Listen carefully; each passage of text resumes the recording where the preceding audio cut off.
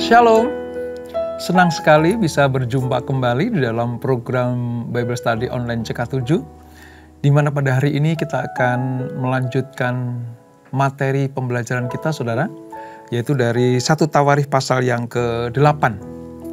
Setelah kita belajar tentang kehidupan raja-raja Israel, baik utara maupun selatan, kitab Tawarikh merupakan sebuah catatan yang diulang kembali disampaikan.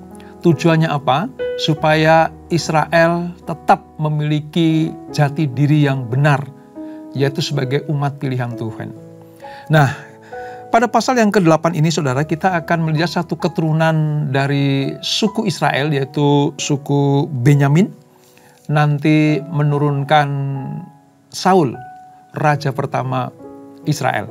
Nah, sebelum kita membaca dan merenungkan, belajar dari apa yang kita baca hari ini, mari kita minta tuntunan Roh Kudus supaya Tuhan memimpin kita sehingga kita mengerti apa yang kita baca dan kita pelajari. Kita masuk dalam hadirat-Nya, kita sembah Dia, saudara. Kami datang kepadamu, Tuhan, bawa pujian kami. Kau yang menuntun kami umat-Mu dalam segala musim dan waktu. Terima kasih Yesus, terima kasih ya Allah Roh Kudus. Pujian kami bagi-Mu, pujian kami bagi-Mu. Sekalipun ku berjalan dalam lembah kelam, namun tangan-Mu selalu menopang hidupku. Saat ku dalam ketakutan, Kau hadir di sisiku. Kau berkata, jangan takut, Kau beriku kemenangan. Kaulah Tuhan yang berjanji, tak sekalipun Kau ingkari. Kesetiaan-Mu sungguh terbukti di sepanjang hidupku. Untuk selamanya ku kan setia melayani, mengasihi-Mu. Tiada Tuhan seperti-Mu, Yesus. Kau Allahku yang setia. Haleluya, Yesus. Sekalipun ku berjalan dalam lembah kelam, namun tangan-Mu selalu menopang hidupku. Saat ku dalam ketakutan, Kau hadir di sisiku. Kau berkata, jangan takut, Kau beriku kemenangan. Kaulah Tuhan yang berjanji, sekalipun kau ingkari, kesetiaanmu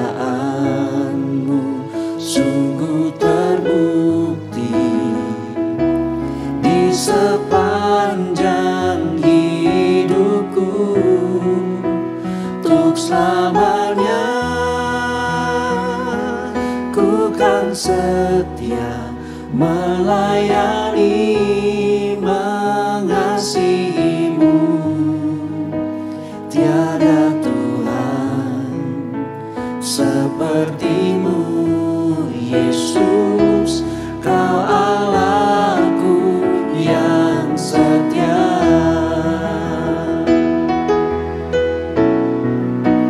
Kaulah Tuhan yang berjanji, tak sekalipun kau ingkari, kesetiaanmu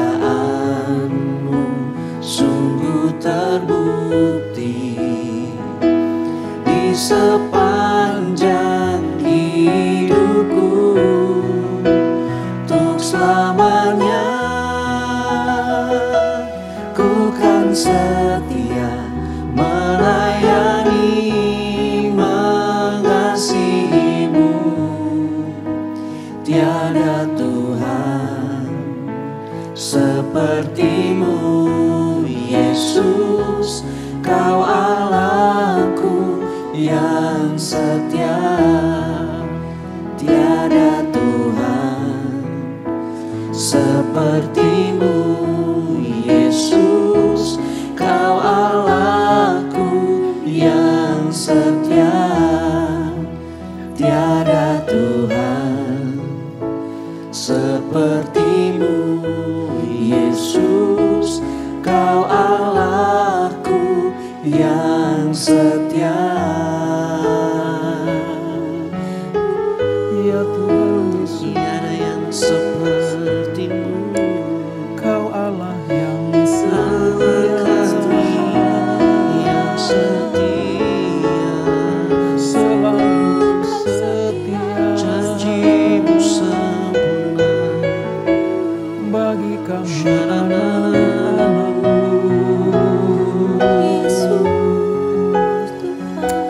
terima kasih Tuhan, setiap janjimu Tuhan. terima kasih Yesus buat kasih setiamu. Terima kasih Tuhan Yesus.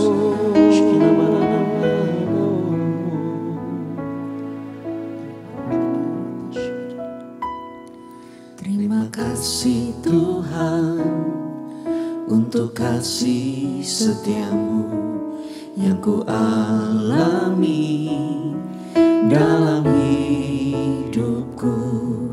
Terima kasih Yesus untuk kebaikanmu sepanjang hidupku.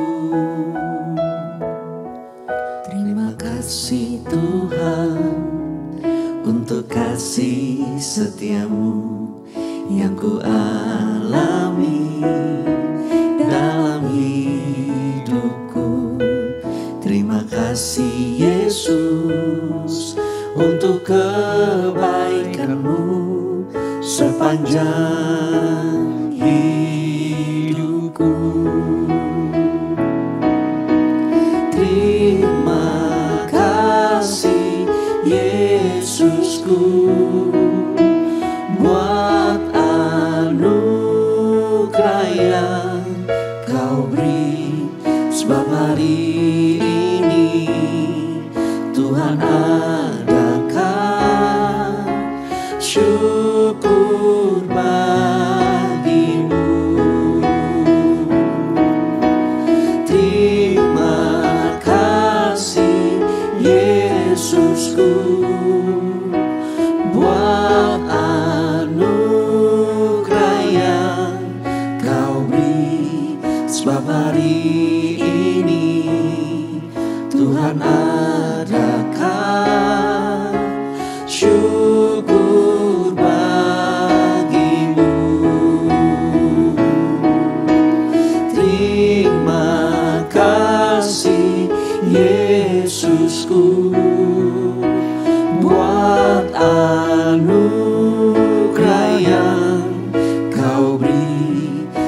hari ini Tuhan adakan syukur bagimu.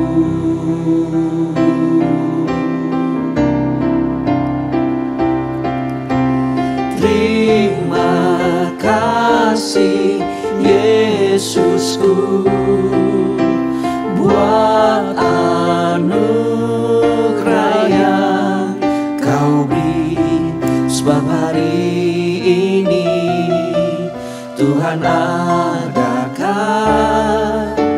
syukur bagimu. Terima kasih Yesusku buat anugerah yang kau beri, sebab hari ini Tuhan adakan syukur bagimu. Sebab hari ini Tuhan adakan syukur bagimu. Sebab hari ini Tuhan adakan syukur bagimu. Benar Tuhan. Hanya oleh karena kasih setiamu hari ini ada sebagaimana kami ada. Semua karena anugerah dan rahmat-Mu. Terima kasih Tuhan Yesus. Terima kasih Roh Kudus. Terima kasih untuk karya-karya-Mu yang luar biasa. Sampai dengan sekarang ini Engkau tetap bekerja mendatangkan kebaikan bagi kami anak-anak-Mu. Sebentar kami akan melanjutkan pembelajaran kami. Roh Kudus urapi kami agar kami mengerti apa yang kami baca, kami renungkan, dan dapat kami lakukan seturut dengan kehendak-Mu. Terpuji nama-Mu, kekal selama-lamanya. Mari yang siap belajar, sama-sama kita katakan, amin. Nah saudara, kita akan membahas satu silsilah yang diulang kembali. Sebenarnya bahwa 1 dan 2 Tawari ini adalah sebagian besar berisi dari kejadian-kejadian yang telah diceritakan di kitab Samuel dan kitab Raja-Raja. Tetapi oleh Tawarikh diceritakan kembali dari sudut pandang yang berbeda. Nah, kalau kita membaca kitab Tawarikh saudara, baik 1 dan 2, sepertinya itu membosankan. Karena isinya apa? Nama-nama orang, nama-nama raja bersama dengan keturunannya. Mungkin kita bertanya, apa manfaatnya buat kita? Apa perlunya kita membaca, belajar tentang keturunan-keturunan para raja di Israel ini? Mungkin bagi kita menjemukan. Bagi kita seperti nggak ada artinya. Tapi tahukah saudara, mengapa pasal-pasal dalam 1 Tawarikh dan 2 Tawarikh ini masuk dalam kitab suci? Pasti punya maksud dan tujuan. Sebab tidak seperti kita. Bangsa Israel sangat perlu dan memandang penting silsilah mereka harus jelas. Silsilah mereka harus betul-betul diurut kembali. Sebab apa saudara? Banyak alasan. Tetapi saya berikan satu hal saja. Bahwa dari 1 dan 2 Tawarikh ini nanti kita akan melihat bagaimana silsilah mulai dari Adam manusia pertama sampai kepada Yesus Kristus, juru selamat umat manusia. Itulah sebabnya dimasukkan dalam kitab suci ini karena bagi hierarki silsilah bangsa Yahudi atau orang Israel itu sangat penting. Nah seperti saya katakan tadi bahwa kalau kita membaca 1 dan 2 Tawarikh isinya nama manusia-manusia atau orang-orang. Yang tadi kisahnya sebenarnya sudah kita pelajari di 1 dan 2 Samuel, 1 dan 2 Raja-Raja. Nah, pencantuman berbagai daftar keturunan ini saudara, ini punya tujuan. Tujuannya apa? Yang pertama, daftar keturunan ini bermaksud supaya apa? pasca pembuangan orang-orang Israel, khususnya kerajaan Yehuda yang dibuang 70 tahun ke Babel, itu dapat tertolong kembali dengan menemukan kesadaran akan asal usul mereka.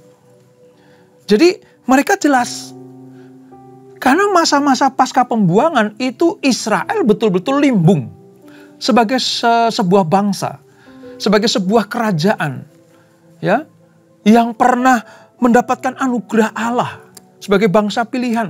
Tapi karena dibuang 70 tahun ke Babel, Israel perlu menemukan asal usul mereka kembali. Itu alasan yang pertama. Yang kedua begini, kitab 1 dan 2 Tawarikh ini menyatakan bagaimana Allah memilih dan memelihara kaum sisa. Kaum sisa. Sejak dari sejarah manusia hingga pasca pembuangan. Sejak Adam dan Hawa diciptakan sampai Israel masa pembuangan itu ada kaum sisa. Disebut kaum sisa itu artinya kaum atau manusia yang diizinkan Tuhan tetap hidup di bumi padahal Allah menghukum dunia ini. Sebagai contoh, Nuh yang diselamatkan, 8 orang ada di bahtera bersama dengan sepasang binatang-binatang. Itu dikatakan sebagai manusia atau kaum yang tersisa. Yang harusnya manusia semua dihukum oleh air bah, tetapi Nuh dan keluarganya jumlahnya 8 orang itu terpelihara. Kaum sisa misalnya masa-masa padang gurun ketika orang Israel keluar dari Mesir sebelum masuk tanah perjanjian. Israel banyak sekali bersungut-sungut di padang gurun. Mereka bersyukur keluar dari Mesir tapi tidak pernah mengucap syukur bahwa mereka akan masuk ke tanah perjanjian. Sehingga apa? Banyak sekali yang bersungut-sungut, menentang Tuhan, melawan Tuhan, dibinasakan di padang gurun. Tapi walaupun Allah murka, tidak semua binasa karena ada yang tersisa. Siapa itu? Contohnya Yosua dan Kaleb. Mereka tergolong sebagai orang-orang kaum tersisa yang akan menjadi penerus hierarki kehidupan manusia di muka bumi ini. Belum lagi masa pembuangan, ya. Banyak yang menderita, banyak yang mati. Baik di Yerusalem ketika ada invasi Babel ke Israel atau ke Yerusalem. Maupun ketika mereka ditawan ke Babel. Banyak yang mati di situ, saudara. Siapa yang tersisa? Ada Daniel, Sadrak, Mesak, Abednego. Dan orang-orang yang nanti diizinkan kembali dari Babel ke Yerusalem. Jadi 1 dan 2 Tawarikh menceritakan bagaimana Allah tetap memilih, ya, dan memelihara kaum sisa ini. Sejak dari Adam sampai pembuangan Israel ke Babel. Makanya diceritakan kembali, didaftarkan kembali. Itu alasan yang kedua. Alasan yang ketiga apa, saudara? Sasarannya apa sih? Kenapa harus didaftarkan kembali? Ini menolong keluarga-keluarga Israel supaya dia menetap kembali di tanah ini, tanah Yerusalem itu sesuai dengan kepemilikan keluarga. Ya, 70 tahun mereka meninggalkan tanah Israel. 70 tahun mereka menjadi orang buangan di Babel. Maka tanah di Israel tetap menjadi milik mereka. Dengan diurutkannya kembali, didaftarkan kembali, maka tidak perlu ada sengketa bagaimana nanti mereka kembali ke Yerusalem. Itu alasan yang ketiga. Mengapa kitab Tawarikh diceritakan kembali. Dan alasan yang keempat, ini yang penting kita ketahui, saudara. Kitab ini akan menelusuri keturunan keluarga yang melaluinya nanti lewat silsilah ini, lewat urutan-urutan asal-usul mereka ini, Allah akan membawa kepada keselamatan bagi seluruh bangsa-bangsa di dunia ini. Ingat, keselamatan datangnya dari Tuhan. Nomor 1 diberikan kepada bangsa pilihan, yaitu orang Israel. Nah, kita melihat, kita pernah belajar di pasal-pasal awal. Ya, Allah telah memilih siapa? Abraham. Kejadian 12 dimulai dengan tiba-tiba Allah memunculkan satu nama yang luar biasa, yaitu Abram. Nanti diubah jadi Abraham. Dari Abraham, ya, beranak pinak Ishak dan Yakub. Yakub diubah jadi Israel. nanti menurunkan 12 suku Israel. Walaupun anaknya 13, satu perempuan namanya Dina. Tapi pengakuan atas 12 suku ini menunjuk kepada anak laki-laki dari Yakub, ya, atau Israel itu. Dan inilah yang menjadi cikal bakal berdirinya kerajaan Israel. Nanti diubah di masa-masa modern ini adalah bangsa Israel atau negeri Israel, ya, yang sudah merdeka, yang sudah mempunyai pemerintahan, bukan raja-raja lagi. Nah, ini. Nah, dari 12 suku itu muncul satu suku namanya Yehuda, yang nanti akan menurunkan raja-raja sampai nanti kepada nama Daud dimunculkan. Dari Daud nanti, ya, menurunkan raja-raja kembali sampai nanti kepada keturunan Mesias, yaitu Yesus Kristus, yang akan membawa penebusan bagi umat manusia. Nah, sekarang kita mengerti, bukan hanya orang Israel yang memerlukan silsilah ini. Bukan hanya orang Yahudi yang memandang penting mengapa asal-usul mereka ditelusuri kembali. Tapi kita pun kita belajar sekarang bagaimana Mesias atau Yesus Kristus lahir, ya, dari keluarga yang dapat kita telusuri asal-usulnya. Dari Daud ke Yehuda, Yehuda ke Israel, Yakub, ya, Yakub ke Ishak, Ishak ke Abraham, Abraham sampai ke Adam. Ini kalau tidak ada makna pentingnya, nggak mungkin masuk di dalam kitab suci, saudara. Nah, daftar-daftar nama ini semuanya yang ada di satu Tawar ini diperoleh dari mana? Dari kitab pertama Perjanjian Lama, yaitu Kejadian. Kalau kita mulai dari Kejadian pasal yang kelima, saudara, ayat 1 sampai 32. Ini menunjukkan bagaimana penulis Tawari ini mempercayai bahwa pasal-pasal dalam kitab Kejadian adalah sejarah yang dapat diandalkan, dipercaya, dan diimani itu adalah karya Allah. Manusia yang tercatat dalam kitab Kejadian pasal yang kelima itu bukan legenda, bukan cerita, itu bukan cuma sekedar dongeng, ya, atau riwayat kosong, tidak. Karena terbukti dari Kejadian nanti sampai ke 1 Tawar, 2 Tawar ini, semuanya ada runtutannya dan ada asal-usul yang jelas dan dapat dipercaya. Ini sehingga apa? Bangsa Israel setelah pulang dari pembuangan, saudara, mereka kembali menemukan jati diri. Menemukan jati dirinya kembali. Karena mereka ketika di pembuangan, mereka berpikir begini, masihkah Allah menganggap mereka umatnya? Dan apakah mereka dan keturunannya itu masih terhisap kepada perjanjian Allah? Ini masalah penting bagi mereka. Dibuang itu artinya kan dijauhkan dari hadirat Tuhan. Dibuang kan artinya Allah tidak berkenan atas kehidupan mereka. Nah, dalam pikiran orang Yahudi pada waktu itu, orang Israel pada waktu itu, khususnya kerajaan selatan, dibuang ke Babel, itu seperti merobek jati diri mereka. Karena memang kesalahan mereka. Dan ketika mereka berpikir, aduh, masihkah kita ini disebut sebagai bangsa pilihan?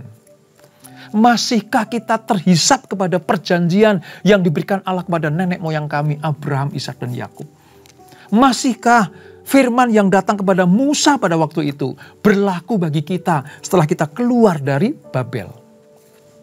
Makanya sangat wajar bila mereka putus asa di dalam keterpurukan. Tapi Tuhan luar biasa, ya saudara.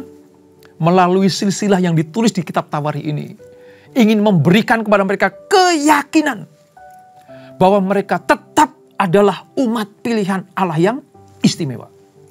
Ini pentingnya kita mempelajari kitab Tawari. Dan hari ini kita akan sedikit membaca, ya saudara, karena isinya itu nama-nama daftar manusia semuanya. Tapi nanti kita akan ambil makna pentingnya, poin pentingnya seperti apa. Nah, di dalam 1 Tawari pasal yang ke-8 ini, sebenarnya berbicara tentang apa? Ada sebuah generasi yang istimewa. Setelah pasal 1 sampai dengan pasal yang ke-7, saudara, itu diuraikan 12 suku Israel itu keturunannya seperti apa. Lalu ada di pasal 7 kemarin kita belajar bagaimana suku Yehuda dan Lewi, ya, itu dijelaskan tugas dan tanggung jawabnya. Nah, pada pasal yang ke-8 ini ada satu nama, yaitu suku Benyamin yang juga diistimewakan. Mengapa, saudara? Mengapa Benyamin istimewa? Kita baca sebentar ya, di ayat 1 sampai ayat yang ke-4. Ayat 1 sampai 4, 1 Tawari pasal 8. Daftar keturunan Benyamin. Benyamin mempernakkan Bela, anak sulungnya. Asibel, anak yang kedua. Ahrah, anak yang ketiga. Noha, anak yang keempat. Dan Rafa, anak yang kelima. Ayat 3. Anak-anak Bela ialah Adar, Gera, Abihud, Abisua, Naaman, Ahoah. Lalu ayat yang kelima. Gera, Sefufan, dan Huram. Inilah anak-anak Ehud. Mereka ini adalah kepala-kepala puak penduduk Geba yang diangkut dalam pembuangan ke Manahat. Ayat 7. Naaman, Ahia, Gera mengangkut mereka ke dalam pembuangan. Dia memperanakkan Usa dan Ahihud. Saudara, lo bisa bayangkan ya, nanti nih kita akan baca tuh kayak begitu tuh. Yang kadang mungkin ini apa sih, pentingnya apa gitu. Tapi saya utarakan di awal tadi ya, bagi bangsa Israel ini sangat penting sekali. Nah, secara singkat saya mau ceritakan begini, saudara, bahwa suku Benyamin ini menjadi istimewa dan dimasukkan ke dalam susunan asal-usul riwayat nenek moyang orang Israel. Kenapa? Karena sebenarnya suku Benyamin memiliki kesetiaan terhadap keturunan Daud dan dalam ibadah di bait Allah. Ini mereka yang tetap ada di dalam rancangan Tuhan, setia kepada Tuhan, melayani Tuhan, dimasukkan kembali di dalam riwayat ini. Padahal, saudara, suku Benyamin pada pasal yang ke-7 dari 1 Tawari merupakan bagian dari kerajaan utara. Kerajaan utara. Tetapi dalam pasal yang ke-8 ini, ya, Benyamin bersekutu dengan kerajaan Yehuda. Makanya dikenal sebagai kerajaan selatan atau kerajaan Yehuda memiliki dua suku, yaitu Yehuda dan Benyamin. Ibu kotanya di mana? Yerusalem. Ini asal-usulnya. Benyamin masuk ke dalam silsilah di 1 Tawari ini karena kesetiaannya kepada keturunan Daud dan kesetiaannya kepada Allah di dalam ibadah di bait Allah. Nah, kalau kita baca berikutnya, saudara, nama-nama keturunan ini sebenarnya dibagi 4 golongan, 4 bagian atau 4 kelompok suku Benyamin dari perikop ini. Bagian yang pertama adalah yang tinggal di Geba. Tadi ayat 1 sampai 7. Ya, dimulai dari mana? Nama Benyamin. Dan langsung disebutkan anak-anak dan keturunannya. Ya, sampai mengerucut ya ke cucunya namanya Ehud. Ya, nanti akan kita pelajari Ehud itu siapa. Karena Ehud adalah apa? Nanti akan jadi hakim bagi orang Israel yang membawa kemenangan bagi Israel ketika melawan Raja Moab. Ingat? Ya, dalam kitab Hakim-Hakim, ya, kita belajar bagaimana Ehud ini membawa kemenangan bagi orang Israel ketika diserang oleh Raja Moab. Sudah lihat, mengapa Benyamin dan keturunannya masuk dalam silsilah kembali? Karena kepahlawanannya, keberaniannya. Ini bagian pertama. Lalu bagian yang kedua, mereka yang tinggal dari anak-anak Benyamin yang tinggal di Moab. Ya, itu ada tadi katakan ya di pasal yang ke ayat 8 sampai 13. Nanti sudah baca ya, saya sebutkan saja. Ada yang namanya Ono. Ada yang namanya Lot. Lot bukan bangsa yang dikutuk Tuhan ya, bukan. Tapi ada yang namanya Gad. Ya, Gad. Dari ayat 8 sampai 13. Bagian kedua ini menyoroti seorang yang bernama Saharaim. Ya, menurunkan orang-orang yang nanti akan dipakai oleh Tuhan. Dan lewat kehidupan mereka, berkat Allah akan mengalir ke suku Benyamin ini. Ini menandakan apa? Penyebutan nama-nama itu dan tempat yang mereka tempati itu membuat sah kepemilikan suku Benyamin atas wilayah-wilayah tersebut. Ingat ya, sekalipun Benyamin itu suku Israel, tapi kalau mereka tidak disebutkan dalam daftar keturunan di Tawarikh ini, mereka tidak dapat menempati wilayah-wilayah yang pernah mereka tempati setelah pasca pembuangan. Ini penting. Makanya saya katakan sekali lagi ya, bagi kita menjemukan ya, kalau saudara baca secara urutan gitu ya, renungan pribadi gitu ya. Saya yakin kadang 1 Tawarikh 2 Tawarikh itu dilewati saudara ya. Apalagi kalau daftar nama-nama itu. Tapi lewat Bible Study Online CK7 ini kita mengerti sekarang mengapa kitab Tawarikh ini ada. Bagian yang ketiga dari kelompok-kelompok dari keturunan Benyamin ini yang tinggal di Yerusalem. Ayat yang ke-14 sampai dengan ayat 28 itu menyatakan bahwa Benyamin keturunannya diizinkan tinggal di Yerusalem. Penyebutan tentang itulah para kepala puak ya, itu menyebut nama semua keturunan Benyamin. Sebagian dari suku Benyamin telah kembali ke Yerusalem. Dan mereka diharapkan memiliki peranan besar di dalam pemulihan umat Allah. Ini tujuannya. Ya, selain mendapatkan hak-haknya kembali, dipindahkan dulu bersekutu atau bergabung dengan kerajaan utara, kerajaan Israel, sekarang dimasukkan ke wilayah Yehuda, kerajaan selatan, dan ditetapkan tinggal di Yerusalem supaya suku Benyamin dan anaknya nanti memiliki peranan yang besar di dalam pemulihan umat Allah. Artinya begini saudara, kalau Tuhan tempatkan seseorang di suatu tempat yang sudah ditetapkan Allah, Allah pasti punya alasan dan tujuan. Mengapa dia taruh situ? Seperti Benyamin dan anak-anaknya, puak-puaknya ditaruh di Yerusalem. Supaya apa? Menjadi bagian dari umat penyembah. Umat penyembah Allah. Sama juga dengan saudara dan saya. Dimanapun ditempatkan atau Tuhan menempatkan kita dimanapun, pasti punya tujuan dan alasannya. Supaya apa? Ketika kita ada di tempat itu, kita menjadi terang, menjadi garam, mampu mempengaruhi orang-orang yang tadinya tidak mengenal Allah yang benar, menjadi mengenal Allah yang benar lewat saudara dan saya. Yang tadinya mereka hidup dalam kegelapan, mereka yang tidak menyembah kepada Allah Abraham, Ishak dan Yakub, yaitu Yesus Kristus, mereka menjadi penyembah-penyembah Allah. Lewat apa? Kehidupan saudara dan saya. Dan itulah cermin yang dapat kita lihat dari kisah Benyamin atau keturunannya ini di dalam 1 Tawarikh pasal yang ke-8. Dan mari kita lihat. Dari 3 golongan tadi sudah dinyatakan tinggal di Yerusalem. Sekarang lihat. Yang keempat saudara. Mereka-mereka yang tinggal di Yerusalem.